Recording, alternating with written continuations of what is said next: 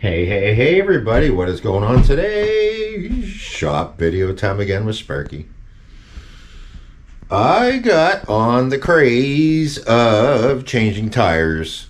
There is a lot of info out there in these, a lot of video out here in these, and a couple modifications you have to do to these. What these is a cloned a million times probably by now Harbor Freight / Princess Auto manual tire changer.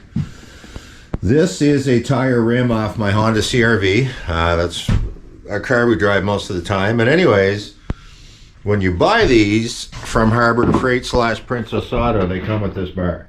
And this bar is still going to be used on this a lot, but what this bar is, this is the Rim Scratcher 2000. You're supposed to use it, get on there and just reef this steel bar around a nice aluminum rim. And what I'm also going to do is when I get the tires off, I'm going to paint the wheels up. And that's half the reason I'm going to do this. So what you have to do is you put a couple attachments on here. And this is all over the internet. They call this a duck head. And you can see why. Check this out. See this piece right here in the end? That kind of resembles a duck with his bill. This is going to be my DIY setup. Now what you have to do, the whole process, is this has to sit out here on your rim. It's going to, once that tire's broken down, that's going to sit, and you push that down in, and you pry your tire up over that little duck part sticking off there. So what you need to do to start with this, the way guys build these, pretend the wheel's on there. It's going to be a piece of pipe, and that's what she's going to slide on to start. There's going to be an arm come off of it, which is going to be this, cut down. Actually, a chrome fork tube from a Honda Goldwing. That's all pitted. No good for anything. That is going to be welded. It's going to be shortened off to probably half the length. And then there's a sleeve, which is going to be, you can see this will slide on the fork tube. It just fits. So that will make it adjustable, and on that, this will be welded. You get kind of the gist of things here. This will be on there. This will have an adjustment, a lock bolt. That will have a lock bolt, meaning I can position that anywhere I want over any size rim, and I'm going to make it a bit more adjustable. If you're confused, just hang in there. I'll show you the basics here in a minute. Time to start fabricating.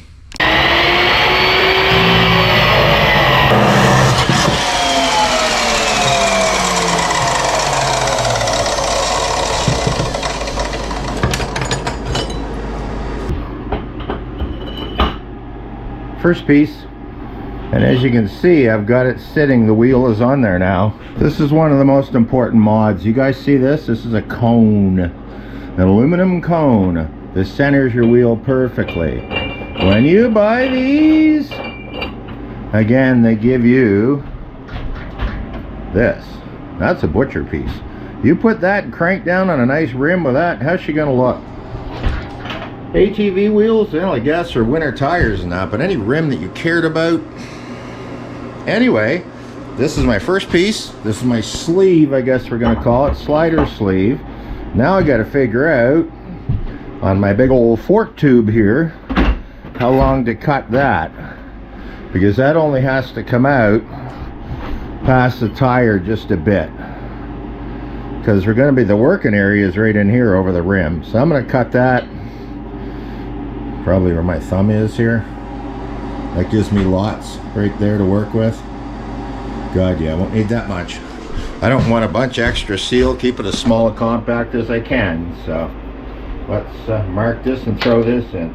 And again, this is a chrome steel fork tube, because when I bought that Goldwing, it had a fork leaking on one side. I put a new fork tube on it. This is the old one. I knew I'd use it someday for something.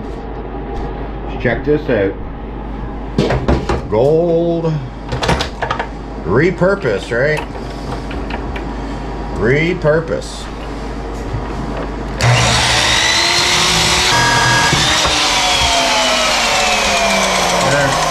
Make a second one with that, a Teflon slider. Wow, steel on that's thicker than you would think it is, that fork tube. That will be welded on like this. That'll be part of it. And then I got to get my slider sleeve on here. Yeah, and this pipe is a nice fit over that one. I got to cut this down to probably a 4-inch piece, I think. This is just a guess at 4 inches. It's pretty close. That's all it has to be. It doesn't even have to be that long, but this will do it.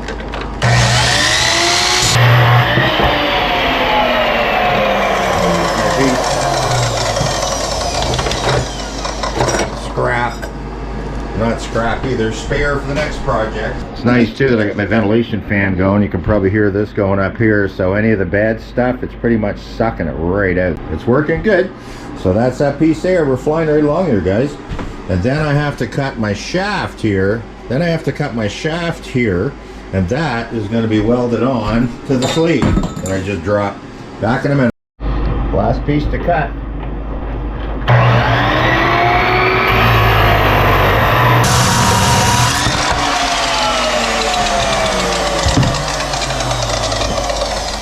Okay, there's a bit of history to this. This is kind of funny. Kind of funny the way this works out, because you guys might notice, see there's the gear down in there? That's a steering shaft out of a garden tractor, out of a John Deere. Well, that fit perfect down in that hole, but there's a bracket here for 2 more holes. I need to drill it out. I'm going to take and put a 3/4 hole, and then I need 2 round holes, because I'm going to take this back out. I'm going to grind this off a bit, or the other side. I'm actually going to weld that flat bar so this can be bolted in place right here. This needs 2 solid mount points.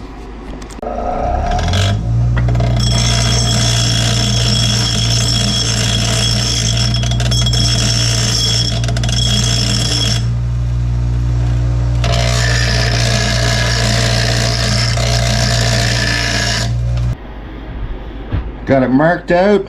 Can't even see it. 3 spots. Gonna use a center punch to punch these. Same thing I'd like to do with some of these guys that look at the Goldwing. Anyway, we won't go there. Let's put a punch here in the center. Hold your ears.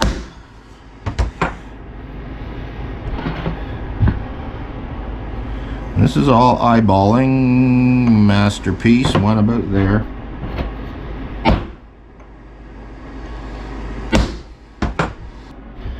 Alrighty, you gotta drill 3 holes in there.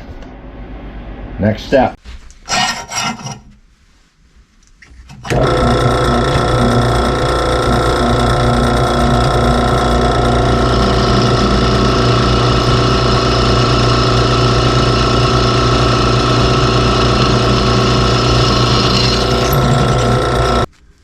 Three holes. Middle one's gonna be made bigger. 2 outer runs line up just nicely. Looks pretty good, guys. So far, sitting on there. So now I have to put in a step bit, and we're going bigger, way bigger. Got to go way up to 3/4 with this bad boy. These are wonderful. Anybody's ever used these. And I got to find something better to hold the piece, because I cannot hold it with my fingers. And run that step bit in it. I don't want to get grabbed by the bit. So anyway, actually vice grips. Clamp it down, I guess. I'll clamp it down somehow here. I've got to get a mount. I got to get a. It's been too long. I need a drill press vise to put this stuff in, because it would make life so much easier if I had a drill press vise. But for now, I need to clamp this down somehow. And the problem is that hole, I think, is 3/4. I'm hoping. All right, let's try this.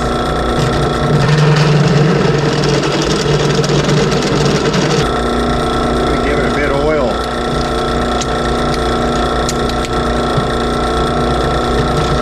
It's not cutting good at all, guys. I've used this before. It worked very best. Do I have another one up here? Look what I found, guys. A 3/4 bit. I didn't even realize I had it here. That'll do her. Should. Try her one last time here. Got a decent edge on it, so it should cut it, I think. A little oil. Well, let's try her.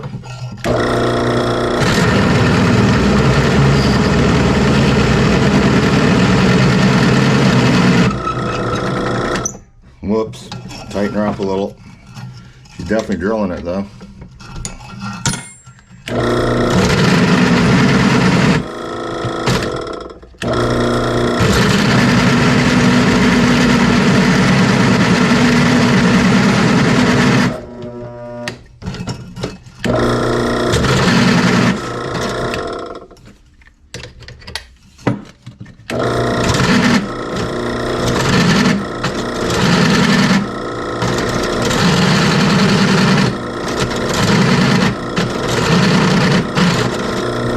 Belt's slipping on the machine. I can tighten up a little bit.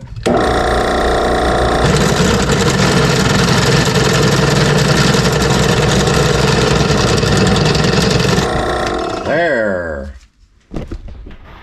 Finally. My God. Now, that should slide right over that. Look at that.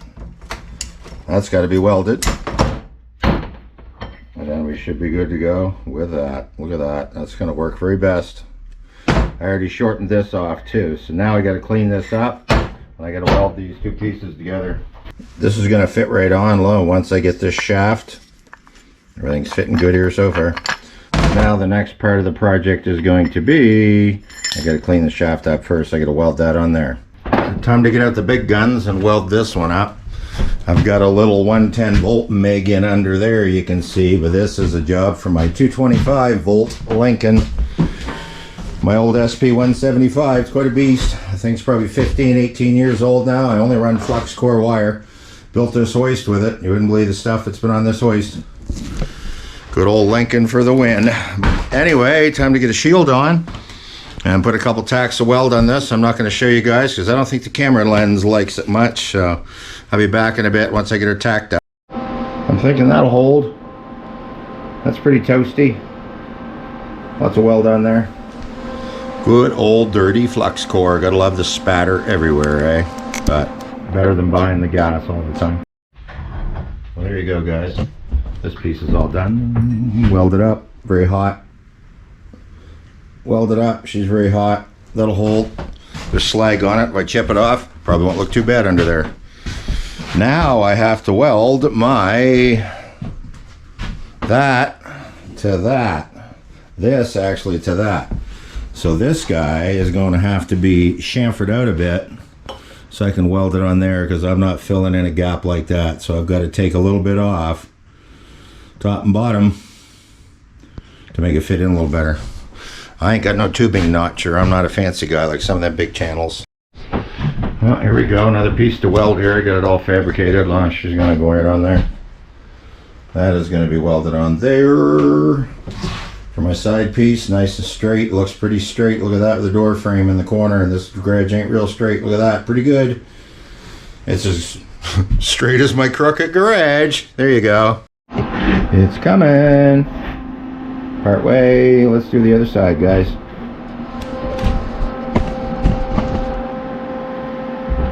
Flip her over. Do the other side. This MIG works so good.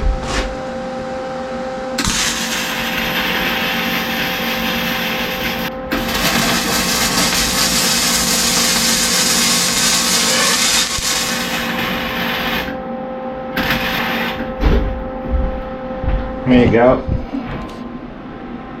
That's hot. I'm thinking I got some penetration there. Oh look, it's a smoker. There you go. That's my slidey piece that my duck head is going to go down on right here. So, well, there you go, guys. Look at that. She's all bolted on. Fits on great. Shorten the bolts off. That will go in this sleeve here. This is a snowblower part, actually. Off an axle out of an MTD.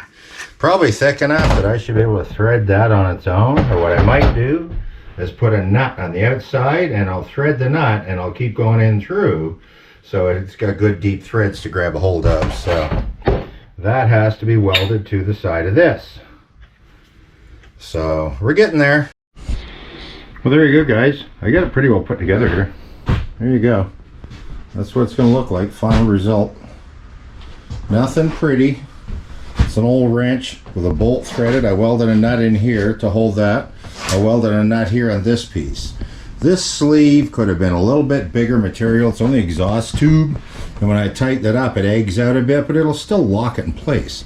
There's not a lot of force on this. All it has to do is hold this duck head down on the rim, because there's a slot in the back side here. And this is where the rim goes. Once this tire is broken down, this will drop down, and that goes in underneath. You pry your tire up over this, and then you put your bar in, and you just force that around. So it's pretty friggin' neat. Anybody seen anybody operate one of these things? Well, guys, there you go. The whole duck head attachment is all built.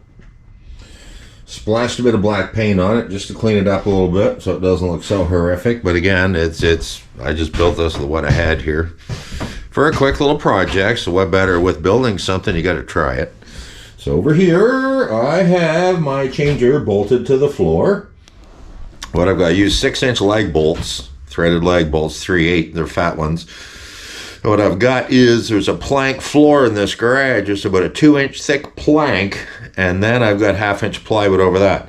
So screwing down that, man, when I use my impact gun and screwed her down, this thing is freaking solid. It's not going anywhere. So the first step we're going to try is breaking the tire down on this, and hopefully it's not too hard to do. I know sometimes these seem to be pretty sticky from doing this in the past, so with other styles of tire machines, but let's try it first to see what it takes to break it down. Then we're going to mount it up on the unit here, and we're going to see what it takes to take the tire off, and I hope it's going to go pretty slick here. Now, the only thing about this is you have to kneel on the floor, and I've got a knee pad on my knees, so it's not too bad to do. But let's see. Bring it out more. You got to get these in a sweet spot to get this to work. There we go. Look at that. No. Try it again. Again, these have been on here a while.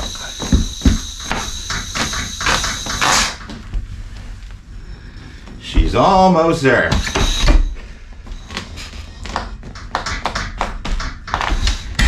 There we go. Got her. She just stuck to the rim. Stuck to the rim more than anything.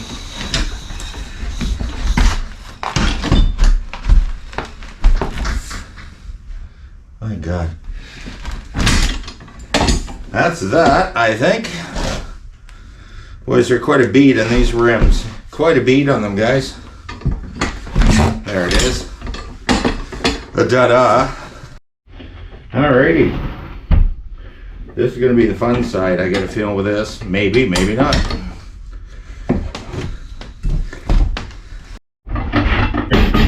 Wow. Well, I got it broke down, guys. Both sides. Back side was a bit of a challenge. These things have an unbelievable bead lock on them. And they're an aluminum wheel. So, they're stuck pretty good. Let's get one of these set up in here. Let's see what we can do with it, getting it off. I need to lift my hoist. I should drop it a bit, straighten the way. There, just there. All right. So now that I got it in place, I have this cone adapter I bought. I'll put links to this stuff in the end of the video. I just got it through Amazon. It is made for this.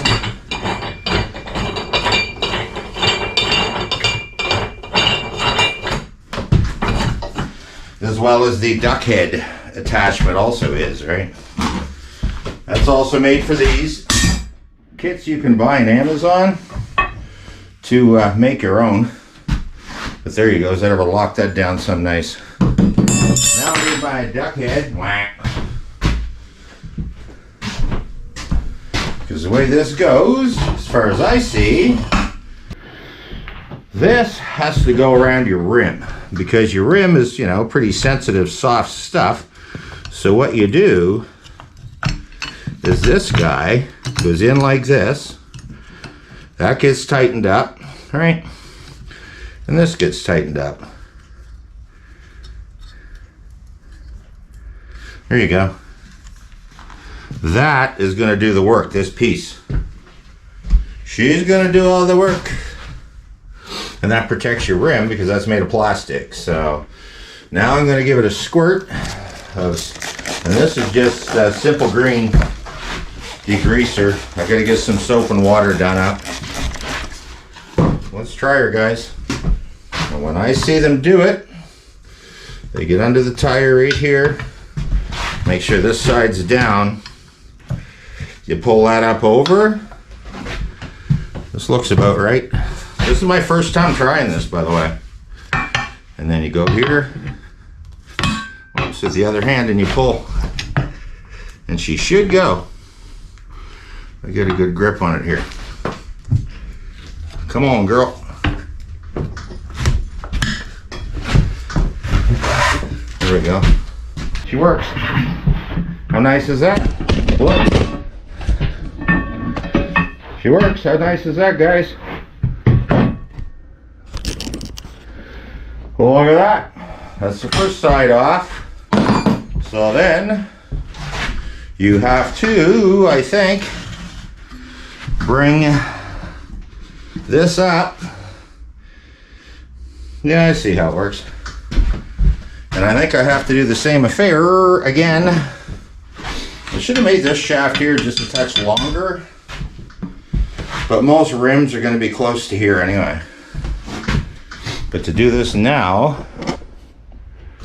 I have to get up in here and pry this tire up over again, over the duck head.